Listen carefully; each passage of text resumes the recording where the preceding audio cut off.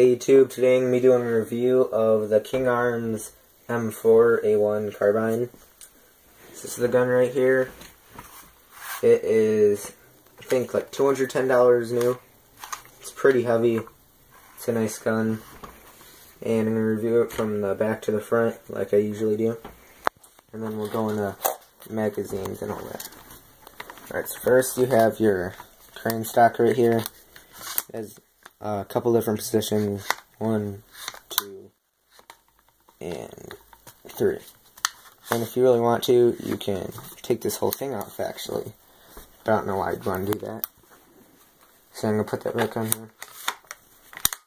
And you pull it back by pushing this thing in right here. Alright, so over here you have your first sling mount sticking out of the bottom. And here you have your pistol grip. It's pretty nice. It has a little thing sticking out right here for your fingers to split apart. It's actually pretty comfortable. And next we have our charging handle right here, like your AR-15. It's nice. It has the lock right here, so you can only pull it back if you have that on. Flip this thing over. Alright, you have your, in the real gun, this is a bullet and jammer, but it doesn't actually do anything in here, sadly. Alright, so to get to the hop up, what you do is you pull back the charging handle, the door flies open. If you look in here, that's where your gears are. You turn it left to get the hop up to go up, and right for the hop up to go right. Alright, so move on to the sights. This comes with a regular M4A1 carrying handle sight. There's 2 knobs right here to tighten it or take it off or whatever. And yeah, they're the normal sights that have 2 range, closer, and then precision. And with this you can actually twist it for windage right here, and elevation right here, so that's pretty nice. Yeah, it's pretty good sights, all metal. Yeah, and what I forgot to say is this gun is pretty much all metal construction besides the parts that aren't supposed to be, so stock, pistol grip, and handguard right here, polymer, and the rest is metal. Alright, moving up, right here is your handguard. It has these grooves in it for your fingers. It's pretty comfortable, but it's not as long as I would want it to be for comfortable. So for that reason, I'd probably be using this gun for CQB. This is also where your battery goes, which I'll show in a minute.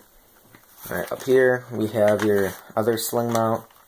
Cross through here. And I actually got this gun in a trade, so I'm not sure if it's supposed to be like that. But yeah, you could put another sling mount right here for the bottom. Here's the front triangle sight, your outer barrel, which is metal, and you have your flash hider right here. It's bright orange like normal, but it doesn't have the normal cutout like some of them do. It has this silverish ring around it. It looks kind of cool. Alright, so now I'll show you how to get the battery in this bad boy, which is a pain in the butt. Alright, so let's see if I could get this here. So, you gotta grab the delta ring right here. I think that's what it's called. You have to pull down really hard. Oh wow, I got it. And then you pull this off right here, but yeah, it's usually a pretty hard job, especially when it's cold out. And then you pull out your wire and your nunchuck style battery. Shimmy this thing out. Alright, so this is your battery right here. I have a 10energy 9.6 volt 1600 milliamp hour battery. And yeah, I put this in the gun, and the rate of fire is pretty good with it, so I'd recommend getting one of these. Put it back on, you put that one on each side. And yeah, gotta push this in somewhere. Now this is actually the harder part. You have to make sure these tabs line up, the metal thing right here. And it's easier with 2 people, but somebody has to hold down the delta ring right here, or you if you're strong, and then you have to try to get this back on right here. So let's see if I could do this.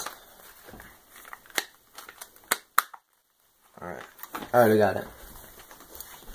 So yeah, that's the base gun, and it's right here. It's a little wobbly for a little bit after you put it on. but it's fine. Alright, so this is the magazine that comes with it. It's a metal high cap. Mine's a little chipped up, but it doesn't have any 556 marks like some of the other guns do. It says King's Arms on the bottom. It has your line for the high cap. And this is a different thing to open up the plate. You have to push it in like a spring, and then it comes out right here. So yeah, and that right there is where your BBs go, and I think this holds about probably around 400 or so, I'm guessing. And this fits in any TM M4 or anything. This will also fit in my combat machine. And then I also picked up one of these along with it. Another Tactical Force mid-cap that I use in my combat machine also. This fits right in here perfectly. No problems. And the FPS in this gun is probably about around 370 to 400. It shoots pretty hard, but the 9.6 volt, it shoots fast, and that's the main reason why I got this. But I might be trading this to try to get a P90 or something, because I already have 3 M4s. And I want to change it up a little bit. So yeah, that's my review of the King's Arms M4A1 carbine.